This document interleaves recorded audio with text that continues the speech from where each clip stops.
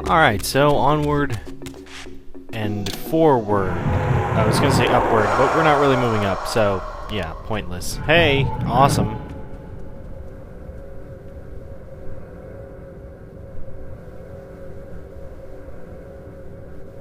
In case you weren't sure what you had to do here. So personally, I actually like this section. It reminds me a lot of Soul Reaver 1. Including annoyingly placed Lua.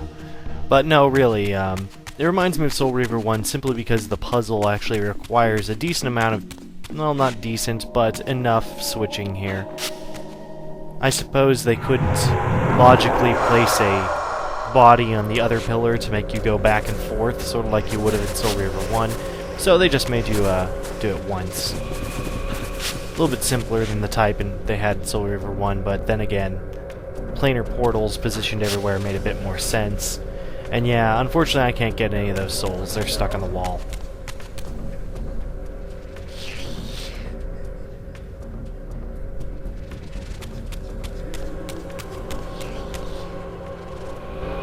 Against all odds, I had stumbled into Cain's own mausoleum. This seemed an unlikely coincidence. Personally, I always thought it would be cool if the vampire Cain was shown in the spectral realm, and then you went into the material realm, it turned into the normal Cain. Unfortunately, it doesn't seem to do that. The picture doesn't really appear any different at all, aside from some coloring and effects, and I don't know, maybe he looked a little bit older or something. But whatever. We received Cain's family crest and a trap of Hilden, of course. You know, I kinda miss Akari. I think I'm gonna have him say something poignant here. Giant stone anus. How dare you, Akari? That is absolutely inappropriate. We have young viewers. Yeah. Don't you yeah me? Now you go sit in your corner until you learn your goddamn lesson. Okay. That's fun every time. Anyways, enough of that. We got stuff to do. No, actually maybe one more. Giant stone anus. Awesome. Anyways, what were we doing? Fighting Hilden? Something like that? Yeah. Cool.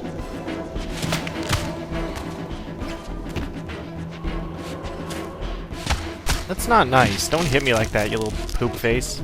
Come here. No, don't do that. There we go. God, I love that run. I'm gonna catch you, guy! Anyway, so let's see. We're finally allowed out. And we have more douchebags who can apparently float. And honestly, I'm not even gonna deal with these guys. I seriously just turn off combat and try to run around and push them away. Because screw them. There's no point in fighting them. There we go. So repositioning Cain's bust allows us to open this door. Yeah, I'm still 4. And, I haven't mentioned it yet. You know, I actually love the way Raziel opens doors. It needs to be mentioned. Cain and Raziel's difference between opening doors fits their personality so incredibly well. I love how Raziel just manages to open it just a tiny bit, enough to squeeze through.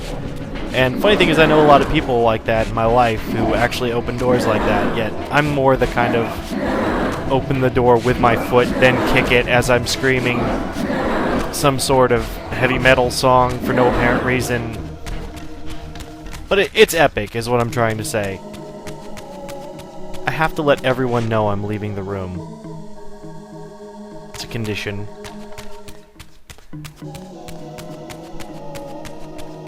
Alright, all that Cain Mausoleum stuff for this one single pillar, which will allow us to reach that edifice, which is too high. And is also an edifice.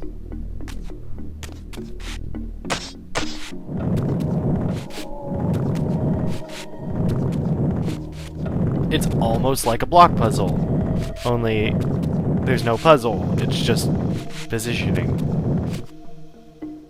Okay, I think that'll do it. Anyways, you jump on top of this wannabe Stonehenge, and be careful with your jumping, because unfortunately, it's not really easy to get this positioning right. However, when you get it, it's pretty simple. Oh, hey, yeah, there's no soul base in there. Good times. I don't know why it glows through like that.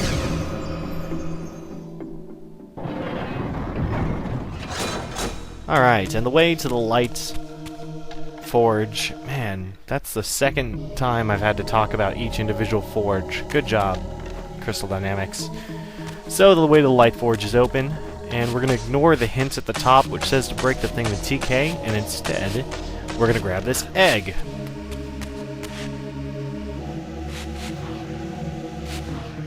Grab the egg. Grab it. Grab it. Grab it. You smurf. Faceted orb. Wow, there's a name for you. That is not an orb, FYI.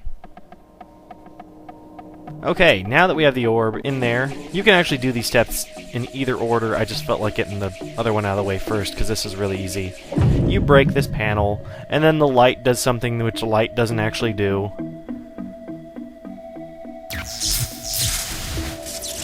And it powers the magic wormhole gate Stargate thing. Again, I experienced an odd sense of displacement as I was transported to the vampire ruin once more. But this chamber was different than the first. Don't lie.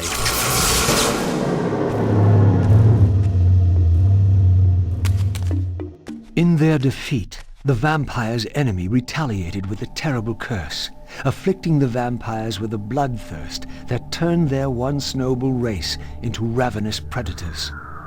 This curse plunged the vampires into despair and apparently drove many to madness and self-annihilation. What was it that so devastated them that they were driven to suicide? A little bit more Soul Reaver 2 story recapping. They really did their best to try to make it so that if you hadn't played Soul Reaver 2 or Soul Reaver or Blood... God, there's a lot of games. If you hadn't played the previous games, they wanted to make it so that you could play this one and feel like you fit in the story, but... I don't know, it doesn't quite work as well as they wanted to. Let's see if we can get out of here. Nah, probably not. Should get some health anyways. Little bastard slew off. They're just so much more prevalent than the previous games and so much less avoidable, I guess is what I'm going for. Anyway, let's forge this bitch.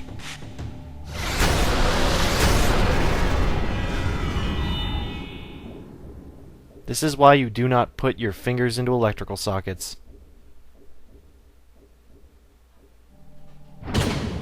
How come that one has a sound effect? So does that one. I had succeeded.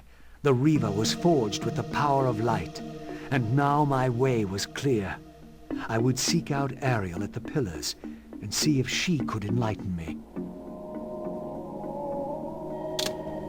Anyway, now we have the Light Reaver and a new friend. Hey, buddy, let's hang out sometime.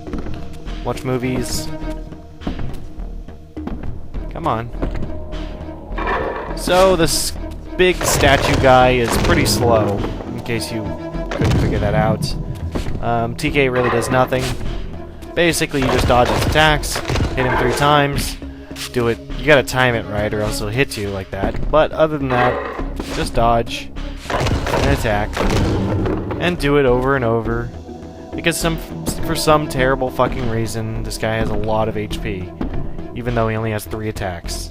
We haven't seen the 3rd one. Do your stomp. No. Do your stomp. Do it. Come on, ugly. You know the pieces that fly off him don't seem... There it is. Pieces that fly off him don't seem to really correlate with the damage he's taking. Like, I'm pretty certain I've seen the top chunk of his wing fly off 3 times now.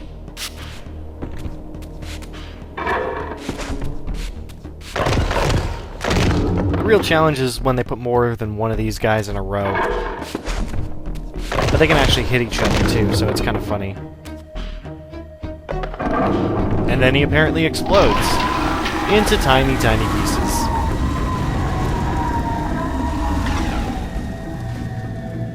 Alright, so let's explore a bit. Over here, behind this breakable wall, is the exit. Not actually what I was expecting. No, I was looking for... Nope, not in here. Also, you can see a broken gate back there. That's going to be part of a later level, which, you know, isn't this one. That's what I'm looking for. There's the arcane tome. Good times. And I think that's it for this area, actually. Yes, it is. And the camera's freaking me out.